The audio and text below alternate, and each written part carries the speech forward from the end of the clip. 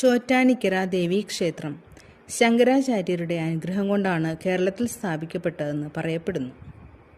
ഇവിടുത്തെ പ്രധാന പ്രതിഷ്ഠയായ ചോറ്റാനിക്കര അമ്മയെ സരസ്വതി, ലക്ഷ്മി, ദുർഗ എന്നീ ഭാവങ്ങളിൽ ആരാധിക്കുന്നു.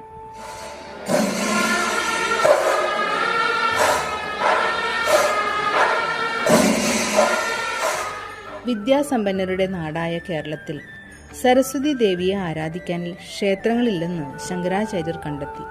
കാശ്മീരിൽ പോയി ധ്യാനം നടത്തിയപ്പോൾ വെള്ള വസ്ത്രം ധരിച്ച ദേവി അദ്ദേഹത്തിന് ദർശനം നൽകി. കേരളത്തിൽ ഒരു ക്ഷേത്രം സ്ഥാപിക്കാനും ഭക്തർക്ക് ദൂരെ പോകാതെ ദേവിയെ ആരാധിക്കാനും സാധിക്കണമെന്ന് അദ്ദേഹം ആഗ്രഹിച്ചു. ആചാര്യസ്വാമിയുടെ അഭ്യർത്ഥന അംഗീകരിച്ച ദേവി കാൽനടയായി അദ്ദേഹത്തെ അനുഗമിക്കാമെന്നും എന്നാൽ പിറകിൽ തിരിഞ്ഞു നോക്കിയാൽ മുന്നോട്ട് പോകില്ല എന്നും നിബന്ധന വെച്ചു. ഇത് ലംഘിച്ചതിനെ തുടർന്ന് ദേവി മുന്നോട്ടു പോയില്ല. ആ സ്ഥാനം കൊല്ലൂർ മൂകാംബിക ക്ഷേത്രമായി മാറി.